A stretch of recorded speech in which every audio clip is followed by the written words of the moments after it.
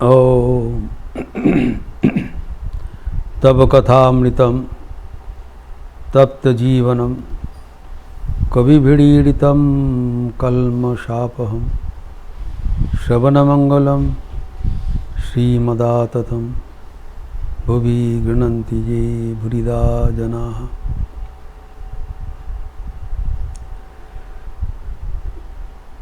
हम लोग भाव का चर्चा कर रहे थे।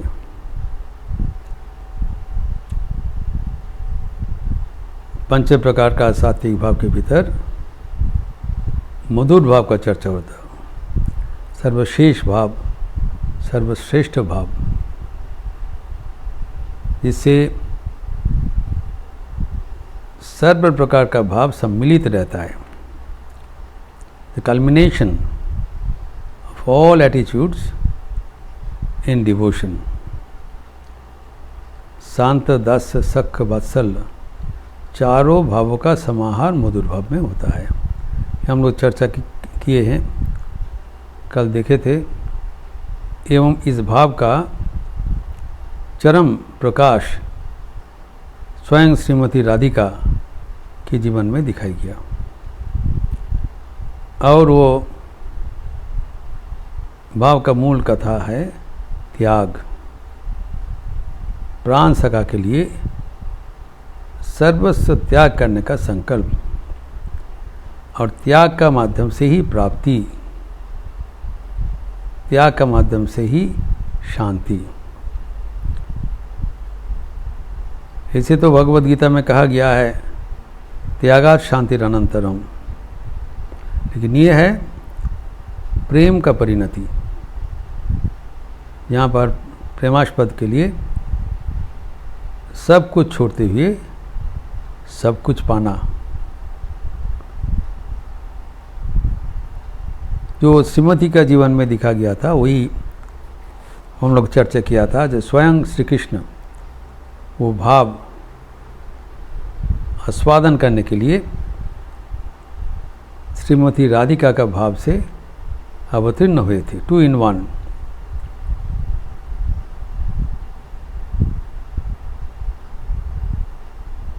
जो बाहर में राधिका के भाव, भीतर में श्री कृष्ण का, जो पद्मा एवं अली दो ही एक ही शरीर में आविर्भूत हुए हैं। The enjoyer and the enjoyed. तो यहाँ पर हम देखते हैं कि वो ये भी चर्चा की है कि क्यों श्री कृष्ण चैतन्य ये कठिन भाव जो आम जनता के लिए पालनीय नहीं है, वो अपने जीवन में करके दिखाया। कारण इसको मान्यता देना जरूरी था, एवं यह दिखाने के लिए कि मधुर भाव कोई काम विकार नहीं है, कोई दैहिक संभोग का परिणति नहीं है। मधुर भाव तीव्र वैराग्य एवं त्याग पर आधारित है। इसको शुद्धता, परिमार्जना का जरूरत था, वही चैतन्य देव आके करके गया। He led a life of extreme renunciation, and तभी एक्सट्रीम डिवोशन संभव है। और आश्चर्य की बात है कि हम देखते हैं कि भगवान श्री रामकृष्ण के जीवन में भी ये मधुर भाव का पूर्ण विकास देखा गया था। यद्यपि ये उनके जीवन में बहुत एक छोटी एक अध्याय अधिकृत किया था। साधारणतः हम जानते हैं कि माँ काली के उपासक है, उनका माँ काली का संतान है और शक्ति साधक है, लेकिन उनके जीवन में भी मधुर भाव साधन करते हुए श्रेष्ठ सिद्धि लाभ हुआ था। उसके कारण रूप से जीवनीकारगण देते हैं कि एक तो उनका मर्यादा पुनर्स्थापन, मधुर भाव is also a valid method, ये भी इदानी बहुत इसमें विकृति आ गया था। इसे विकृति से, कलुष से उसको मुक्त करके पवित्र भाव रूप से प्रतिष्ठित करना, एक श्री रामकृष्ण का स्वयं भगवान के रूप में अवतीर्ण होकर करना था, जो कि करके दिखाया। दूसरा है ये भाव का ऑथेंटिकेशन। हाँ, इस जमाने में भी वो भाव, ये भाव जो कहा गया है शास्त्र में वो सच है, नंबर 1। दूसरा, इस जमाने में भी कोई अगर वो भाव अवलंबन करने चाहें तो वो वैलिड है, प्राप्त कर सकते हैं। अगर एक व्यक्ति के लिए वो संभव है, सबके लिए संभव होगा, ये तो साइंटिफिक ट्रूथ है, वो भी करवा दिया। एवं तृतीय, श्री ठाकुर जी ने दिखाया कि इस भाव अवलंबन करने से क्या होता है, कितना आनंद मिलता है। अगर उसका एक कणा भी किसी को मिल जाए तो जीवन धन्य हो जाएगा। तो ये सबको ईश्वर के ओर प्रोत्साहित करने का एक अभिनव उपाय है जो ठाकुर ने अपनाया मधुर भाव साधन करते हुए, और लगभग 6 महीना इस भाव साधन में करके सिद्धि लाभ किया था। इसका थोड़ा बहुत चर्चा हम किए हैं कि उस समय में अपने को स्त्रीलोक का रूप से वो प्रतिभात करते थे, एवं ही was very much keen in forgetting that he had a male body। अपने को स्त्रीलोक का वेशभूषा धारण करके वो अपने को स्त्रीलोक ही समझते थे। तो एक तो पूजा में एक जो प्रभाव है, कहावत है, देवो भूता देवम जजेत। आप जिसको आराधना करने चाहते हैं पहले उसके जैसे हो जाइए। Do not become different in any way from your object of worship. आप जिनको पूजा करने चाहते हो, जिसको अर्पण करने चाहते हो, उसी के अनुसार आपको आचरण, उसी के अनुसार आपको भावना होना चाहिए, तभी सहज होता है। तो तब जब ठाकुर मधुर भाव से श्री कृष्ण को अपना पति समझकर पाने के लिए व्याकुल हुए थे, तो वो भाव का जो चरम उदाहरण है वो श्रीमती। तो श्रीमती जी का कृपा लाभ करने के लिए उनके सखी बनकर श्री कृष्ण का आराधना किया। तो अभी उस समय में ठाकुर का क्या अवस्था हुआ है, उनकी जीवनी का स्वामी शारदानंद जी ने उल्लेख किया संक्षिप्त रूप से। कि एक तो बताया कि रामणी वेश धारण करके मथुर बाबू का गृह में जान बाजार में कुछ समय बिताया, और जहाँ पर उनके अंतरंग जो हृदय राम भांजा, हृदय राम भी वहाँ पर मथुर बाबू ले गया, और हृदय राम को चुनौती दिया गया, जब आपको मामा को ढूंढ के बताओ। वो कर नहीं सका। Hriday Ram could not identify that among the women who was Shri Ramakrishna. इनमें जो मेकअप में, हाव भाव में इतना पक्का उनका अभिनय था, उसको पहचान नहीं पाया। हृदय राम जो परवर्ती काल में बताया कि उस समय साधन काल में जब श्री रामकृष्ण जो नारियों के साथ विचरण करते थे, मैं उधर कोशिश करने के बाद भी मैं उसको पहचान नहीं पाते थे, एक रूप हो जाते थे। एवं जो भैरवी ब्राह्मणी वहाँ पर जब आए थे ठाकुर को तंत्र विद्या में शिक्षा देने के लिए, वो भी मधुर भाव में वो सिद्ध थे। तो उन्होंने भी बताया कि जब श्री रामकृष्ण जब मंदिर में, प्रांगण में, बगीचा में पुष्पचयन करने के लिए जाते थे, तब उनके जाने का जो शैली है, जैसे कि जो स्त्रियां पहले जो बाम पद आगे रख के फिर चलते हैं, जबकि जो पुरुष लोग वो दाहिना पद सामने रख के चलते हैं। इधर बेसिक डिफरेंस। श्री रामकृष्ण उस समय में बाम पद लेके चलते हैं। एकदम दूर से लगता था ये कोई लेडी होगा, स्त्री व्यक्ति होगा। और जो उनके इसमें कोई हानि लाभ नहीं हुआ था। अपने मन से अपने को श्री कृष्ण का जो दैत रूप से मानते हुए आंतरिक प्रार्थना करते थे ताकि श्री कृष्ण जैसा पति उन्हें मिल जाए। और अब जानते हैं जैसे गोपीगण कात्यायनी का पूजा दिया था श्री कृष्ण को पति रूप में पाने के लिए, इधर श्री रामकृष्ण भी जब वो दक्षिणेश्वर में माँ कात्यायनी का पूजा मतृभव के साथ संयुक्ति करके किया था, ताकि श्री कृष्ण का वो अपने जो स्वामी रूप से, उसको पति रूप से उनको प्राप्त हो जाए। और जब ये सब आंतरिक वो प्रार्थना करते थे, तब उनका जो प्रियतम को साथ मिलने के लिए जो तीव्र इच्छा होती थी, उससे उनका विरह भी पैदा हुआ। तो ये प्रेम का रिश्ता में विरह एक अति उच्च स्तर का भावना है। विरह किसको कहलाता है? स्वामी शारदानंद जी ने लिखा श्री श्री रामकृष्ण लीला प्रसंग में कि प्रेमास्पद के साथ सर्वदा सर्वतो भावेन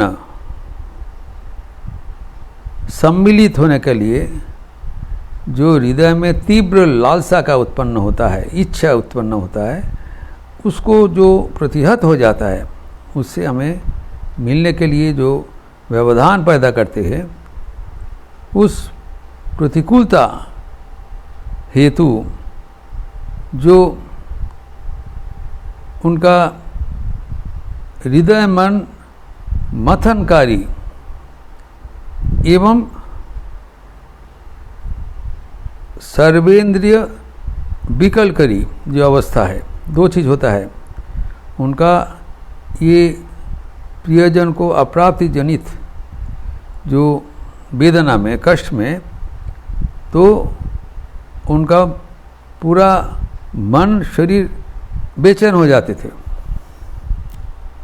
जो हमारा परम आराध्य हमसे अभी दूर है, एवं उनके शरीर मन में कुछ परिवर्तन दिखाई पड़ता था, विकल हो जाता था और काम करने में असमर्थ था। ये शारीरिक जो परिवर्तन भगवान के विच्छेद जनित जो कष्ट है, उसके कारण जो शारीरिक परिवर्तन, उसको सात्विक विकार कहलाता है, जो कि ठाकुर का होता था। ये उल्लेख है। जब श्री कृष्ण का प्राप्ति नहीं होता था, तब क्या होता, उन्होंने पुष्प चयन करते हुए माँ काली का पूजा के बाद शाम को बैठ के वो माला का हार तैयार करते थे एवं खुद लेके राधाकांत मंदिर में चलकर शाम को उसको पहना देते थे। और कभी कभी इस प्रक्रिया में उनका श्री कृष्ण का आदर्शन जनित व्यथा महसूस होता था। मिलने चाहते, अभी तक श्री कृष्ण का दर्शन नहीं मिला, तो आदर्शन जनित जो तीव्र कष्ट उन्होंने किया, उनके शारीरिक एक परिवर्तन होता था, सारे शरीर कभी जलता था, कभी वो उसमें बहुत दर्द होता था। ये सब नाना प्रकार का परिवर्तन दिखाई पड़ता था, जिसको सात्विक विकार का अंतर्गत कहा जाता है। तो शास्त्रों में जो अष्टसात्विक विकार के बारे में कहा गया है, जो श्रीमती राधा रानी का मुहूर्मून होता था वो पहले दिखा जाए। ये अष्टसात्विक विकार क्या क्या है? What are the 8-fold the divine science of separation? पहला जो लक्षण है अष्टसात्विक विकार का वो है कि स्तंभन, वो एक स्तंभ का जैसा हो जाता है। It become inert, become like a pillar without any sign of life. मृतक नहीं है, मूर्छित भी नहीं है, लेकिन नम हो जाता है और चलने फिरने में असमर्थ है। तो श्रीमती का जो भजन है उसमें है, আর চলতে नारी चौरोन बेदन हलो जे सुखी से मथुरा कत दूर। जो मथुरा में जा रहे हैं सखियों के साथ श्रीमती राधिका दर्शन करने के लिए, क्योंकि श्री कृष्ण चले गए और वापस नहीं आए, तो व्याकुल होकर चल रहा है, लेकिन चलने में असमर्थ है, सब नम हो जा रहा है। ठाकुर का भी मुहूर्मून होता था एकदम स्थिर। मास्टर मशे इस कथामृत में उल्लेख किया है, शरीर स्पंदनहीन, श्वास प्रश्वास বহিতেছে কি না বহিতেছে, very thin way of breathing, proving that he is still alive। मरा नहीं है, लेकिन एकदम स्तंभ का जैसा हो गया, खंभा का जैसा। दूसरा विकार है स्वेदन। उनका अचानक बहुत पसीना हो जाता है। ये बहुत गर्मी का वजह से नहीं, आनंद का वजह से, और भगवान को नहीं पाने पर भी वेदना का वजह से होता है, दोनों में। तो स्तंभन वो स्वेदन हो गया। तीसरा है दैट रोमांच, जो he feels that in this joy, sometimes joy or sorrow, हमारा रोंगट खड़ा हो जाता है, तो रोमांचित होते हैं। तो रोमांच जो एक भी सात्विक विकार का एक अंग है। जब ये पुलक में भी होता है, सात्विक विकार खाली विरह का विकार नहीं है, विरह मिलन दोनों का विकार होता है। तो जब पुलक होता है तब वो जो शिहरण होता है वह है रोमांच होता है, इसमें रोंगट खड़ा हो जाता है, उसी को एक विकार कहलाता है। तो कहते हैं ना, पुलके शिहरे जीवन, पुलक हुआ, इतना आनंद हुआ, उसमें खिला दिया। और ठाकुर कहा करते थे, कभी कभी इतना तीव्र उनका जो अनुभव होता था, वेदना होता था, कि शरीर के हर रोमकूप से खून निकालता था। सुप्रीम जो उनका कष्ट का विवरण है, विरह का लक्षण।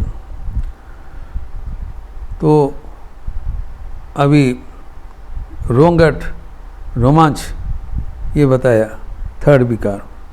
और चौथा है स्वरभेदन, जो अस्पष्ट हो जाता है वाणी। हम देखें श्री रामकृष्ण का जब अनुरूप सात्विक विकार होता था तो स्पष्ट उच्चारण नहीं कर पाते थे, ना ऐसे कहते थे। नारायण का दर्शन मात्र ही ना, उनका कुंडलिनी का जागरण हो गया। और एक जो जीवन में जो परिवर्तन लक्षण किया जाता है कि इसको वाणी अस्पष्ट हो गया, स्पष्ट रूप से बोल नहीं पा रहे, इसको एक जो स्वरभेदन एक विकार माना जाता है। तो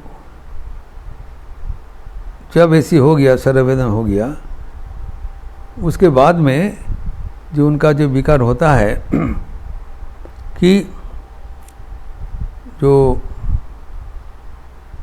उसको एक कंपन होता है, कांपते रहते हैं सारे शरीर। फिर उसको आगे उनका जो अश्रुपात होता है एवं आखिर में मूर्छा हो जाता है। तो ये नाना प्रकार का जो विकार है, तो अष्टम जो अवस्था होता है उसको कहते हैं मूर्छा, फेंट हो जाता है। कहते हैं राधार এখন जो अष्टम अवस्था मतलब तो शेष अवस्था में मूर्छित हो गए।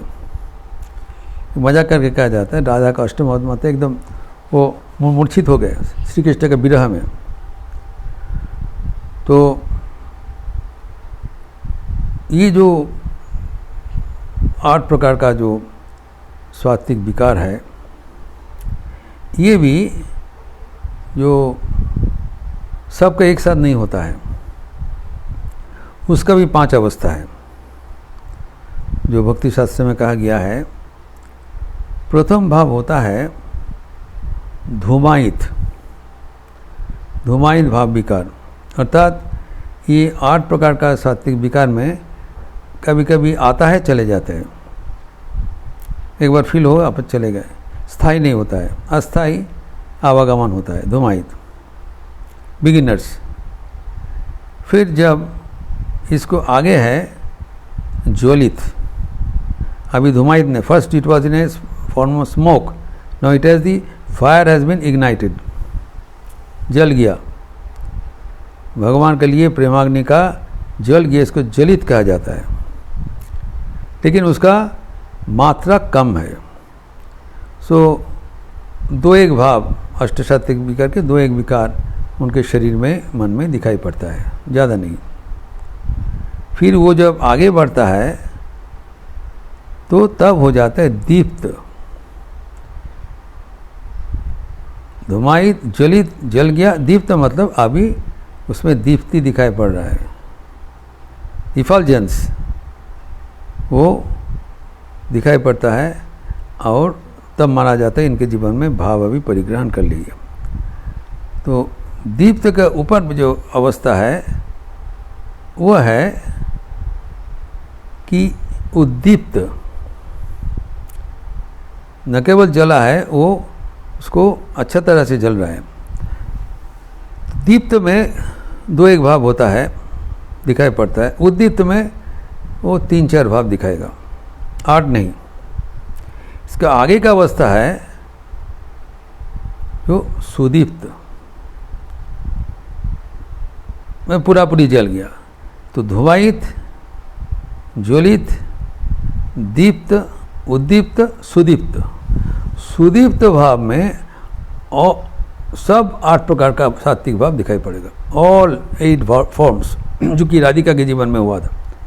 ऑल 8 फॉर्म्स ऑफ सात्विक विकार will be visible in that person. और वैष्णव शास्त्र में कहा जाता है एकमात्र राधिका के जीवन में ही संभव हुआ और किसी को संभव नहीं हो सकता है। ये जो मानव शरीर में 8 प्रकार का सात्विक विकार संभव नहीं है। सो एकमात्र राधिका जो कि मानव नहीं है, वो ईश्वर का ही एकांश है, उनके जीवन में दिखाई पड़ा, एवं चैतन्य देव के जीवन में भी दिखाई पड़ा था 8 प्रकार का विकार। तो इनफैक्ट जो प्रकृत पक्ष में जो जब भैरवी ब्राह्मणी ठाकुर को तंत्र शिक्षा देने के लिए आए थे प्रिंसिपली, लेकिन उसके जीवन में, ठाकुर के जीवन में जब ये अष्टसात्विक विकार दिखाई पड़ा तब उन्होंने आश्चर्य हो गए, क्योंकि वो भक्ति शास्त्र में पारदर्शिनी थे। तब उन्होंने बताया ये तो चैतन्य के बिना किसी को जीवन में देखा नहीं गया। Who is this person? He cannot be an ordinary person, क्योंकि हमारे भक्ति शास्त्र के इतिहास में एकमात्र राधारानी के बाद चैतन्य देव को अष्टसात्विक विकार पूर्ण मात्रा में दिखाई पड़ा, और ये रामकृष्ण के जीवन में दिखाई पड़ रहा है। तो उन्होंने तब बोला, वो मथुर बाबू को खबर भेजा, आपने सभा बुलाइए, मैं प्रमाण कर दूंगी ये व्यक्ति साधारण नहीं है, स्वयं भगवान है। इस प्रमाण से अपेक्षा क्योंकि उसके शरीर में ये सब जो सात्विक विकार दिखाई पड़ रहा है, इज विजिबल। ज्योति से कहा गया है उसका जो अश्रु, श्वेत, ये सब जो अभी बताया अष्टशती विकार। तो ये जो उनके जो ब्राह्मण का विचार अनुसार ये स्वयं भगवान ही है, तो इसी अनुसार उनका प्रचार प्रसार हम लोग करने में प्रति हुआ था, जो दूसरा बात है। और ये जो ठाकुर के जीवन में जो अष्टसात्विक विकार होता था, वो ठाकुर खुद ही बताया कि उस समय में हम जब पुष्प चयन करके हम एक माला बनाते थे शाम को ड्यूटी के बाद, एवं वो स्वयं जाके राधा गोविंद के मंदिर में जो राधा के गले में पहना देते थे। और ये उनका जो डेली एक व्रत था, एक पूजा था, एक संकल्प था, एक साधन था। एवं कभी कभी जो श्री कृष्ण के दर्शन के लिए उनका मन इतना लालायित हो जाते थे कि वो रह नहीं पाते थे उस समय में। और वो जो अष्टसात्विक विकार उनके जीवन में तब दिखाई पड़ता था, और वो कोई धुमाईतर प्रदीप नहीं, एकदम वो सुदीप्तता का धारण किया था, फुल्ली ब्लेजेंट उनका प्यार का रिश्ता।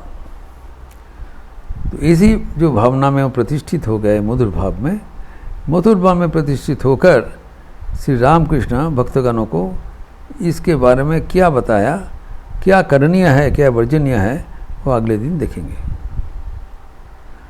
ओम शांति शांति शांति। हरि ओम तत्सत। श्री राम कृष्णार्पणमस्तु। आज महा एकादशी का पावन अवसर पर सबको दुर्गा पूजा का बधाई, नमन एवं आलिंगन।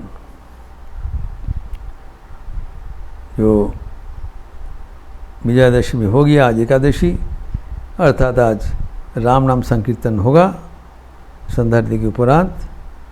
आप लोग सब सम्मिलित रहेंगे और